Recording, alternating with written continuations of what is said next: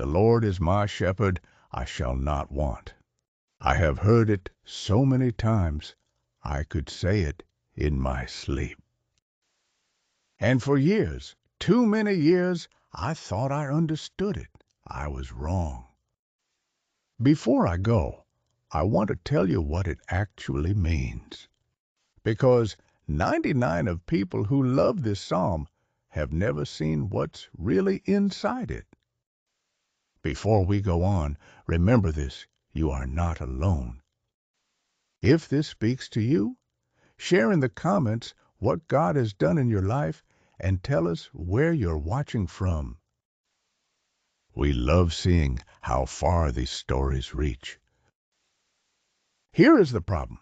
Most of us first hear Psalm 23 when somebody dies. You're sitting in a hard pew.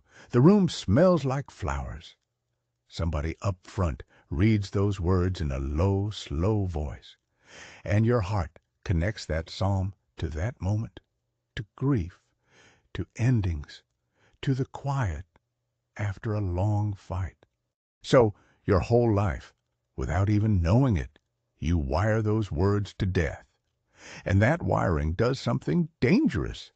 It turns a survival manual into a lullaby. Now, I don't say that to be harsh. I say it because I did the same thing for decades. I heard that psalm, and I felt something soft and far away, like it was meant for people who were already on their way out. Not for a man still in the middle of the mess. Not for someone whose marriage was falling apart, or whose body was giving out, or whose bank account said zero, and whose faith was running on fumes. I thought Psalm 23 was for the dying. Then life hit me so hard I couldn't stand up and I wasn't dying. I was just broken. That's when I went back and read it slow. See, the psalm doesn't start at the grave. It starts in the field with a shepherd and a sheep who has everything it needs. And it moves through green pastures, yes. Still waters, yes. But then it keeps going, right into the valley of the shadow of death, right into the middle of enemies, right into the dark. This is not a poem about the end of a life. It is a map for getting through the middle of one. But here's the error most people make, and I made it too. So I'm not pointing fingers. They read, I shall not want, and they hear a promise that God will keep life soft, that if you follow Him, you won't go hungry, you won't go broke, you won't sit in a waiting room wondering if the person you love most is going to make it through the night. That is not what it says, not even close. I shall not want means the shepherd is enough. It doesn't mean the hard times won't come. It means when they do, you won't be facing them alone.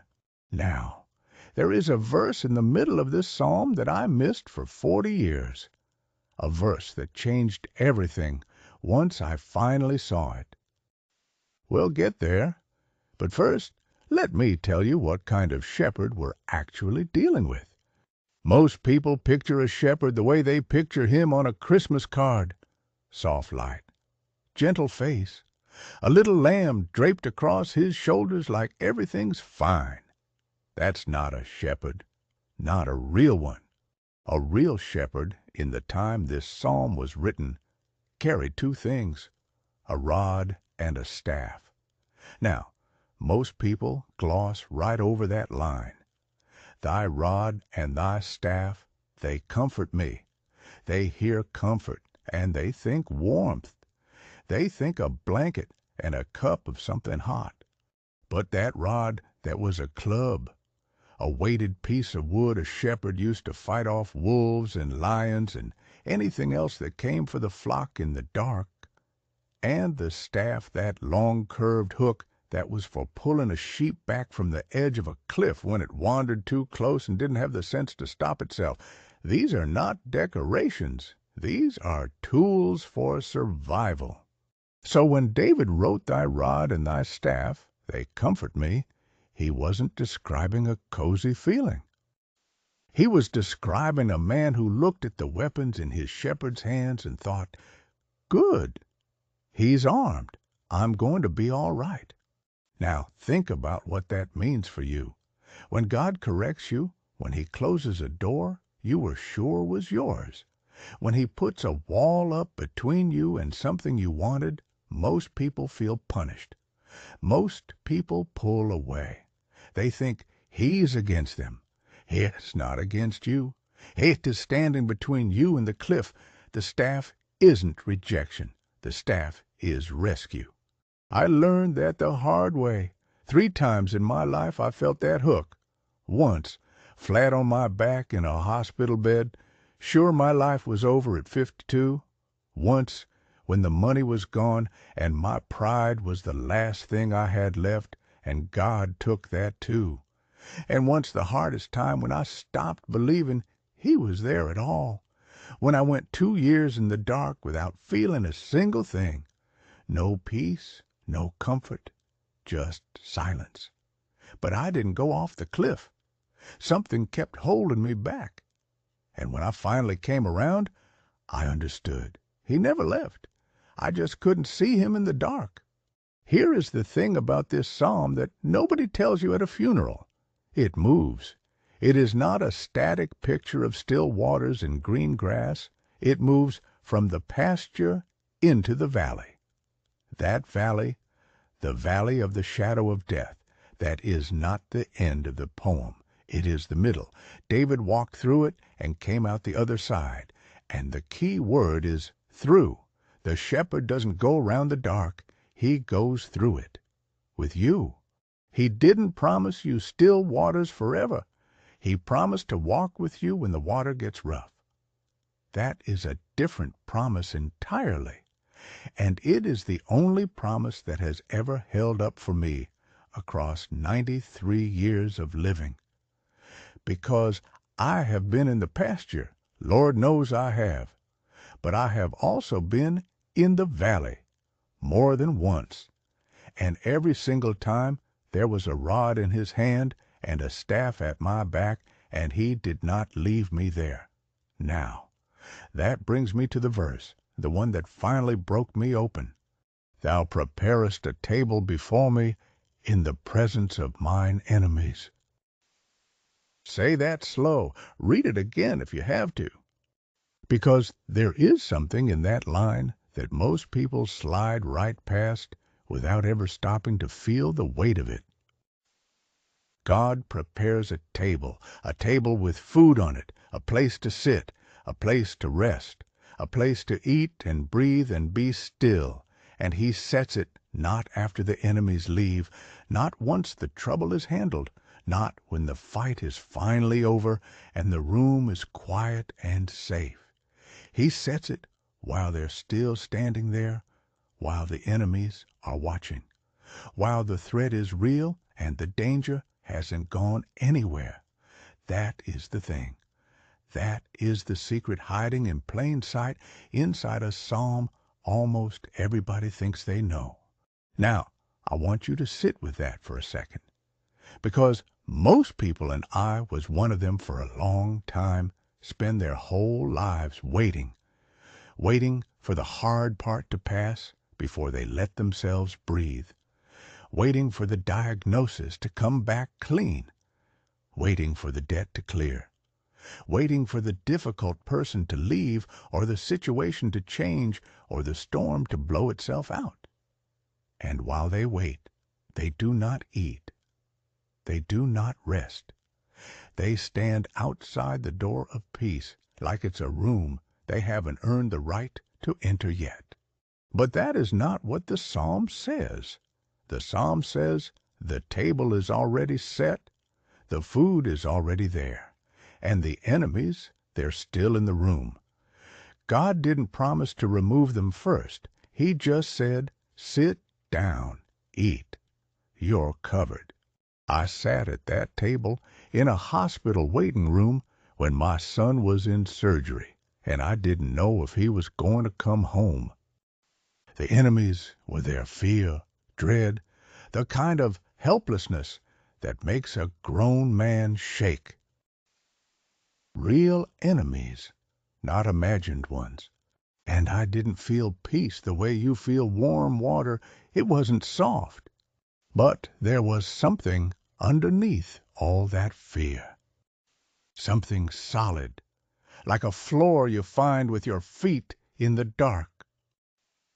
I couldn't see it, but it held me up. That was the table, right there in the worst hour of my life, already set. Now there's one more piece to this verse that I want to tell you about, because it goes even deeper. He anoints my head with oil. In the ancient world, when a host anointed a guest with oil, it meant something very specific. It meant you were under that person's protection. Inside their house, inside their care, you were untouchable. Nobody could come for you without coming through the host first. So when David wrote that he wasn't writing about a nice smell or a religious ceremony, he was saying, the God of the whole universe has marked me as his guest. He has put his hand on my head and said, this one is mine. Child, do you understand what that means? It means the enemies can stare all they want. They cannot touch what he has claimed. You don't have to earn that. You don't have to clean yourself up and make yourself worthy before you pull out the chair. The anointing is already done. The table is already spread. The host is already standing at the head of it, waiting for you to sit down. That is the thing 99 of people get wrong about this psalm. They read it and they feel comfort, a kind of distant, foggy comfort, like something nice that happens after you die. And they miss the verb. They miss the present tense. He prepares, right now, today, in the middle of your mess, in the presence of the thing that is scaring you half to death. He is setting the table. I have lived 93 years, and I can tell you the table was there when I couldn't see it. It was there when I didn't deserve it. It was there when I stopped looking for it altogether. The enemies were real, but so was the table, every single time. But I want to tell you something about what happens after you finally sit down. Surely goodness and mercy shall follow me all the days of my life. Now, most people read that and they nod. They think, yes, that's nice. Goodness and mercy, following me around like a shadow, like something quiet and gentle trailing behind. But the word follow in the original Hebrew, it's closer to pursue, like a hound on a trail, like something that will not stop, like something that has your scent and is not turning back. Goodness and mercy are not drifting along behind you. They are chasing you down. Think about what that means for a minute. Most of us spend our lives feeling like trouble is the thing on our heels, like the hard stuff, the debt, the sickness, the loneliness, the grief, like that's what's gaining on us, like we're one bad week away from being caught, and we run. Lord, we run. We stay busy so we don't have to feel it. We fill up the silence so we don't have to hear it. I did that for 40 years. I'm not exaggerating. 40 years, I kept moving. I told myself I was a hard worker, a good provider, a man who got things done. And all of that was true. But some of it, if I'm honest, some of it was running. Running from the quiet where God lives. Running from the stillness where He speaks. I thought I was getting away. I wasn't. He was just letting me tire myself out. See, that's the thing about a God who pursues. He is not in a hurry. He knows where you're going. He knows every road you'll take before you take it. and He is not standing at the starting line hoping you'll come back. He is already at the finish line, waiting, and goodness and mercy are right behind you the whole way, every step, whether you can feel them or not. This is not a passive promise. This is not God sitting up in heaven, crossing His fingers, hoping things go well for you. This is an active, relentless, unstoppable pursuit of your good, even on the days you can't feel a single trace of it. Even on the days the enemies feel louder than the table feels real. And that is the connection I want you to feel right now, right here, between this verse and the table we just talked about. Host is in front of you and the pursuit of you. You can rest because goodness and mercy are covering your back. You're not exposed. You're not alone. The host is in front of you, and the pursuit of your good is behind you. And the enemies, they're surrounded on all sides by something they cannot overcome. That is why you can eat. That is why you can breathe. That is why the table makes sense even when the enemies are still in the room. Now, some days I still forget. I will not pretend otherwise. Some mornings I wake up and the weight comes back before my feet even hit the floor. And on those days, I don't wait to feel it. I say it out loud. The whole psalm out loud, like a man who needs to hear the truth spoken into the same room where the fear is sitting. Because goodness and mercy don't stop just because I stopped feeling them. They are still coming. They have never stopped. So let me tell you how this actually works. Not the theology of it, the daily practice of it. Because a psalm you only read at funerals isn't doing you any good while you're still alive. For 80 years I have said Psalm 23 out loud. Not once a week in a church building, not just when things got hard. Every morning. Some mornings it felt like water. Some mornings it felt like I was saying words into a wall. I said it anyway, because faith is not always a feeling. Sometimes faith is just a man standing in his kitchen at 5 in the morning, saying out loud what he knows to be true even when he can't feel a trace of it. That is the first thing. Say it out loud. When fear comes in the night and sits on your chest, say it. When the doctor calls and the news is bad, say it. When you don't know how the bills get paid, or how the marriage survives, or how you get out of bed one more time, say it. The enemies don't get to have the first word and the last word. You take the last word back. The second thing is this. When the pressure comes, and it will come, sit still. I know every instinct you have says run. Fix it. Control it.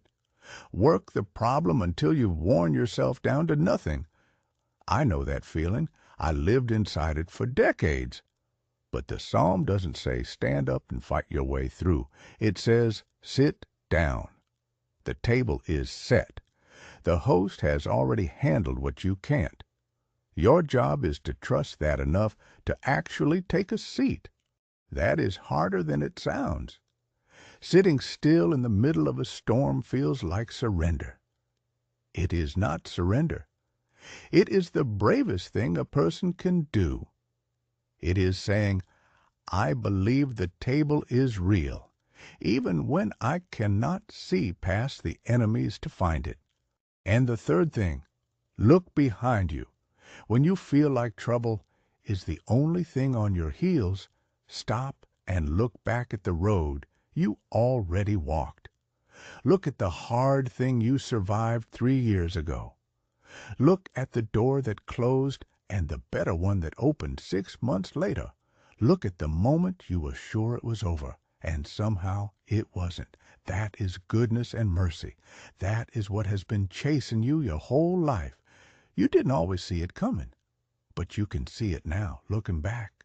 I am 93 years old. I have walked through the valley more times than I can count, and I am here, still here. That is not luck. That is a shepherd who kept his word. He was there every single time, every single time. This psalm was never about dying easy. It is about living through the hard parts without losing your soul. If you are in the valley right now, if the enemies feel close and the table feels like a lie, this is for you.